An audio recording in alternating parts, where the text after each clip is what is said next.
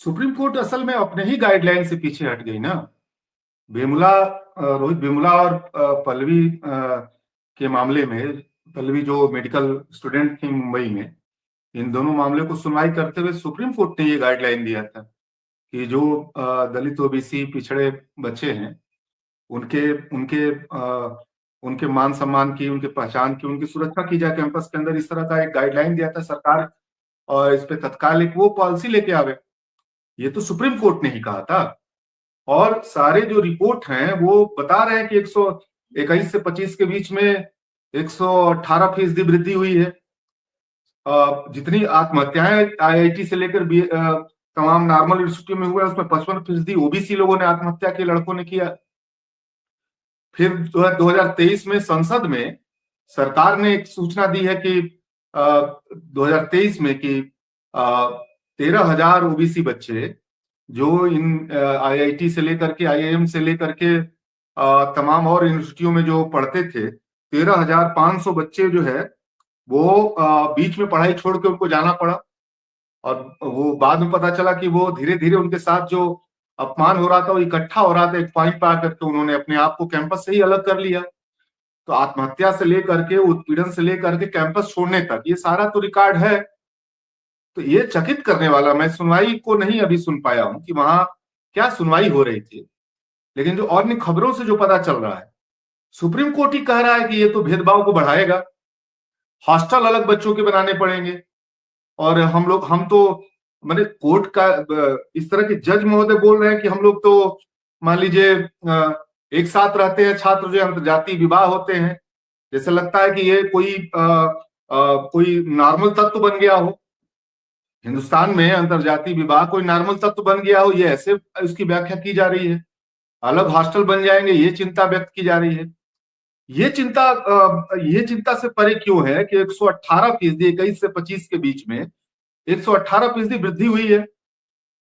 आत्महत्या करने वाले छात्रों में 55% जो है ओबीसी छात्र हैं। और कैंपस छोड़ने वालों में 13,500 छात्र जो है ओबीसी के छात्र जो है 2023 में संसद में ये सरकार रिपोर्ट कर रही है कि इसको तथ्य आप देख लीजिएगा, मैं बहुत गंभीरता से इस बात को बोल रहा हूं। उनको कैंपस छोड़ना पड़ रहा है तमाम तरह के महीन महीन किस्म के अपमान का। और संविधान क्या कहता है?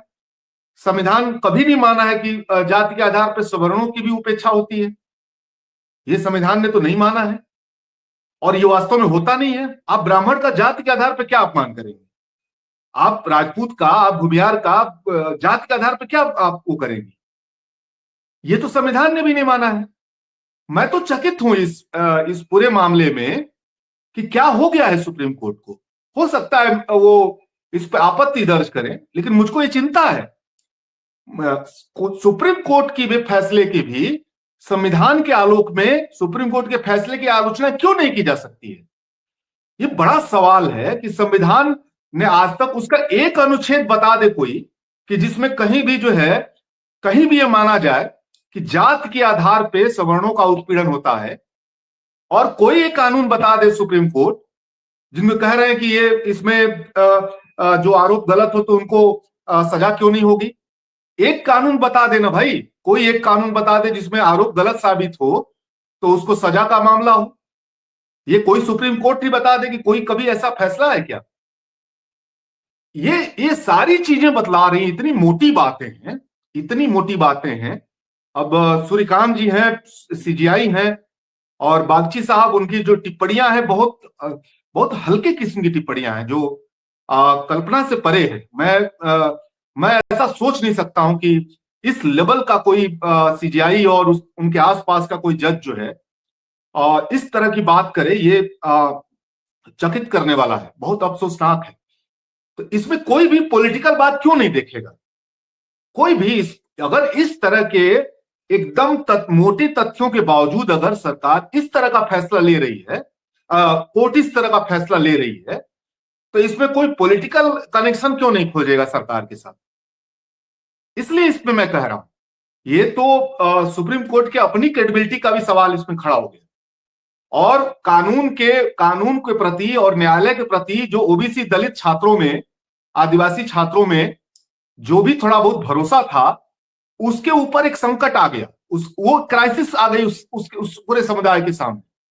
या जो भी प्रगतिशील लोग हैं, जो दलित ओबीसी पिछड़ा नहीं है, अपर हिस्से से ही आते हैं, लेकिन प्रगतिशील लोग हैं, भेदभाव के खिलाफ हैं, भारत में समानता के पक्षधर हैं, वो सारे लोगों के सामने इस न्यायालय के प्रति, इस न्यायपालिका के प्रति और इस स्टे के प्रति को लेकर के एक क्राइसिस आ गई, उसकी क्रेडिबिलिटी पे क्राइसिस आ रही। भाई ये बड़ा सवाल है। और मैं आमतौर पे 2014 के बाद मोदी सरकार इसीलिए जानी जाती है कि वो तमाम जो स्वायत्त संस्थाएं हैं उनकी क्रेडिबिलिटी को वो बहुत डाउन कर दिया उसने, उनकी स्वायत्तता को कमजोर कर दिया है, उनको अपने जन संगठन में बदल दिया है, अपने पार्टी संगठन में बदल दिया है, उसको अपने राजनीतिक हितों के लिए यूज करती है। ये जो आरोप है, क्या सुप्रीम कोर्ट के आज के इस निर्णय से क्या ये सवाल और ज्यादा ताकतवर नहीं बनेगा?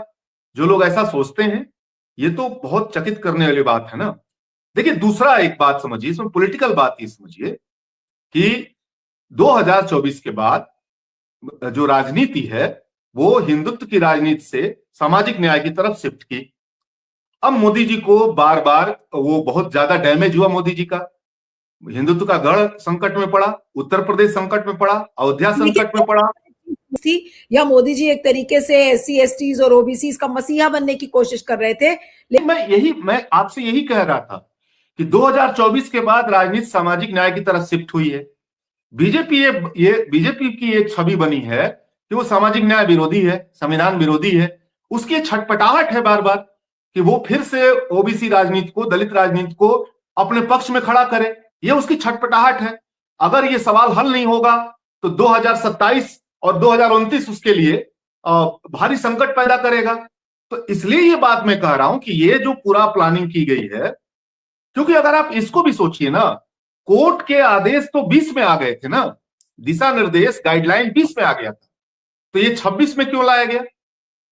तो इस समय आप समझिए कि ये जो डैमेजिंग है 24 के बाद की, जो डैमेजिंग है 24 के बाद जो छवि ओबीसी विरोधी बनी है, दलित विरोधी बनी है, सामाजिक न्याय विरोधी, संविधान विरोधी बनी है, उस वोट वहां पे आप देखेंगे कि डैमेज कंट्रोल करने की कोशिश थी कि ये मैसेज जाए कि इतना बड़ा प्लान मोदी जी लेके आ गए, सवर्णों का इतना विरोध, वो विरोध भी प्रायोजित था, वो मैन्युफैक्चर्ड था। आप इसको एकदम ध्यान दीजिए।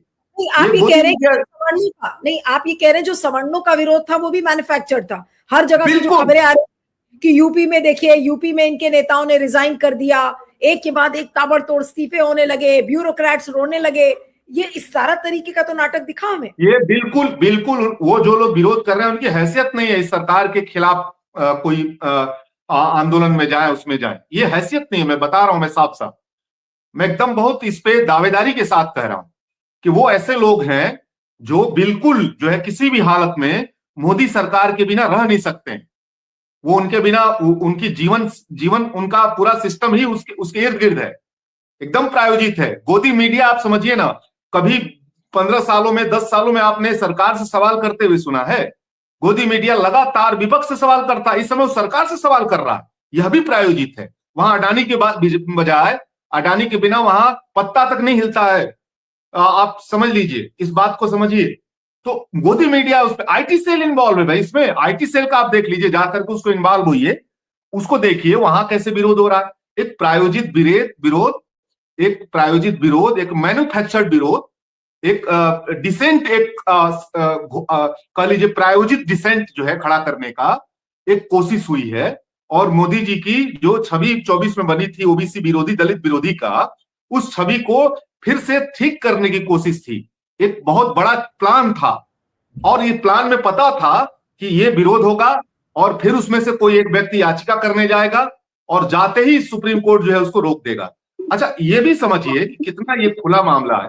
ये कह देता कि मैं इस पर सुनवाई करूंगा, लेकिन टिप्पणी कर दी उस पर सुप्रीम कोर्ट ने। ये भी ध्यान दीजिए, ये कितना किस लेवल पे अपने एक्सपोज होने से भी नहीं डरता है। अभी के दौर में जो स्वायत्त संस्थाएं हैं वो अपने एक्सपोजर से भी नहीं डरती है। जैसे वो ये बोल सकती थी कि इस पे ठीक है, हम 15 दिनों के अंदर इस मसले को सुनेंगे, 10 दिनों के अंदर इस मसले को सुनेंगे, इस पे आप क्या कहना चाहते हैं।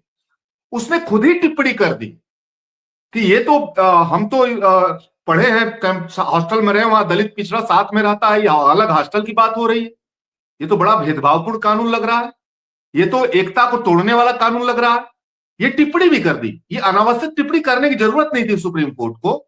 ये बच सकती थी, अगर वो पर्दे के पीछे रहना चाहती थी तो इससे तो बच सकती थी, इसको टिप्पणी करने की क्या जरूरत थी। वो कह सकती थी कि हम टाइम बाउंड से सुनवाई करें। मैं देखिए जो सरकार का जो नजरिया है, कोर्ट का जो फैसला है, अभी जज महोदय का जो टिप्पणी है, मैं उसी आधार पे ये बात कर सकता हूं। और जो इधर 10 सालों की हिस्ट्री है, तमाम जो सरकार के द्वारा लिए गए सारे बड़े फैसले हैं, चाहे वो बाबरी मस्जिद का फैसला हो, चाहे 370 का फैसला हो, चाहे धर्म के आधार पर नागरिकता का फैसला हो, उन सारे बड़े फैसलों में आप देखिएगा कि सरकार जो चाहती थी कोर्ट वहां पे जाके खड़ी होती है। और ये संविधान और सुप्रीम कोर्ट के फैसले में एक अंतर्विरोध दिखता है बार बार।